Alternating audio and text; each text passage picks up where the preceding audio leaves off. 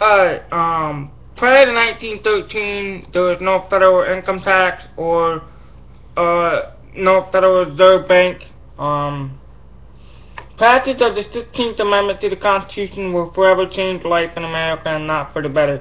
The 16th, the Congress shall have power to lay and collect taxes on income for whatever source derived without appointment among the several states and with regard to incentive or enumeration. It is hard to imagine how the after-mentioned amendment could have been written any broader, or why 36 states would agree to such open-end federal powers strip citizens of their right for earning via taxation without representation, with little to no boundaries or limits, so far the federal government can ultimately go in an effort to buy the votes of some of the assets of others. Since 1913, the federal tax code has been used as a primary tool of leftist social engineering. I don't give a shit about leftist social engineering. I don't get into that gibberish.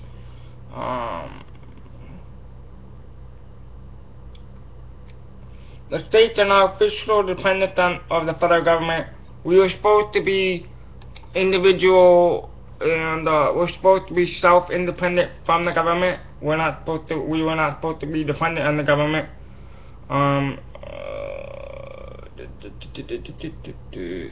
Further, thanks to the 17th Amendment, also passed in 1913, states no longer representation, because Washington, D.C. is a corporation.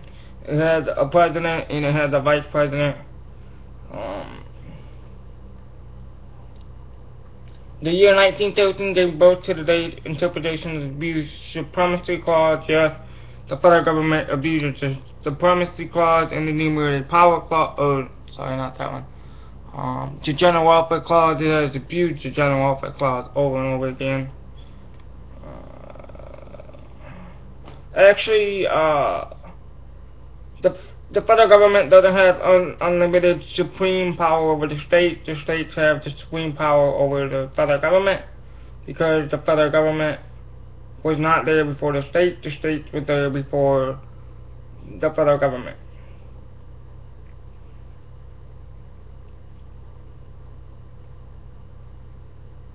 Okay. On the heels of banking panic of 1907, Democrats were elected in the full control of both congressional chambers.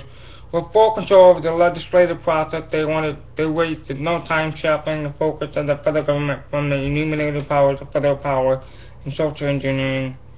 Financial panics and bank runs were all too common during the 19th and early 20th centuries. Some were more severe than others, but most followed the same general pattern.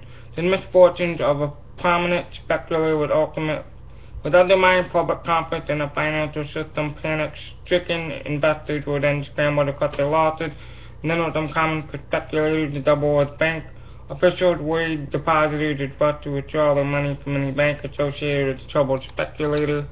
The Federal Reserve System was established to provide a stable factor. Occasional extreme volatility in the financial market usually caused by overfeed and speculative trading by only a handful of eager investors. Now it creates the booms and busts. It doesn't do what it was intended to do. It's gone so far astray that it doesn't even do what it is intended to do. The new system emerged from a private sector investment done in 70-year-old J.P. Morgan. Yes, J.P. Morgan and the Rockefellers conspired together to create the Federal Reserve System. I don't care about Obama.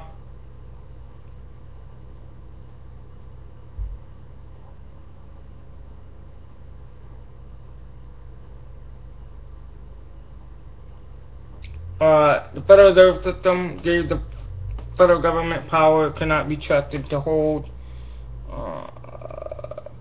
The federal government uses the Federal Reserve to bank out, or to bail out banks, which is totally against what we're supposed to do. We're supposed to let the banks fail.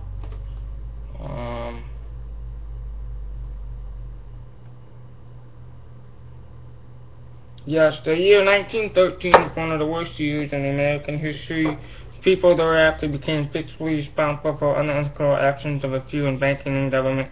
The state lost the representation in the Senate, state sovereignty and rights, while the Fed grabbed supreme powers and the federal government became the arm of the government that would sink the nation in the mountain of debt.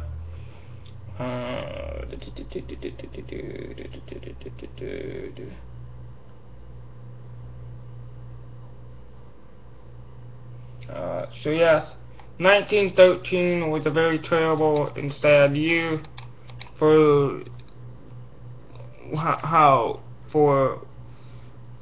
for America. The federal government, or the Federal Reserve actually, the Federal Reserve gives the federal government the ultimate power to print money when it says in Article 1, Section 8, Clause 5, Congress shall coin money, and the federal government, or the Federal Reserve is actually, the federal government is using the Federal Reserve to print money.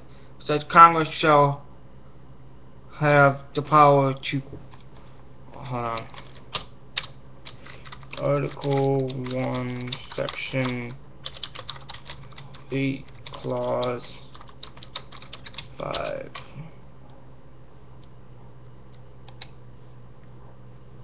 To coin money, that doesn't mean to print money, to coin money. To regulate the value thereof in foreign coin and fix the standard of weights and measures. Okay, that has nothing to do with the Federal Reserve System. So the Federal Reserve can print money, okay? Literally print it out of thin air. So you guys can read this.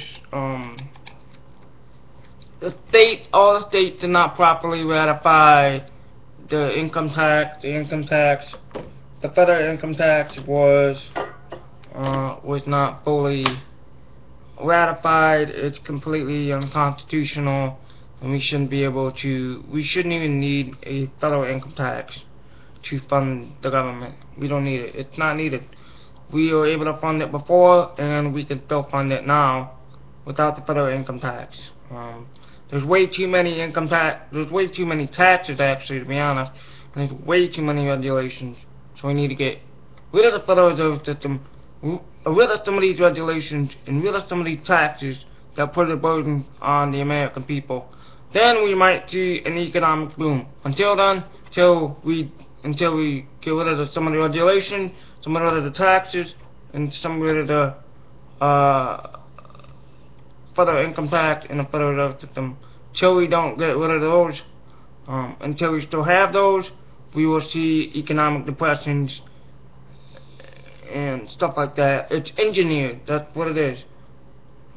The markets are engineered and they're rich to benefit the few at the expense of the many.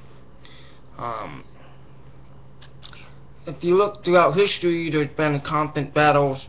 Thomas Jefferson had battled the central bank, and Jackson had battled the central bank. James Garfield got assassinated because he knew the people who were behind the Federal Reserve System got assassinated. There's plenty of other evidence, people being assassinated over the Federal Reserve System and the power-hungry men who want to run the world with the central banks.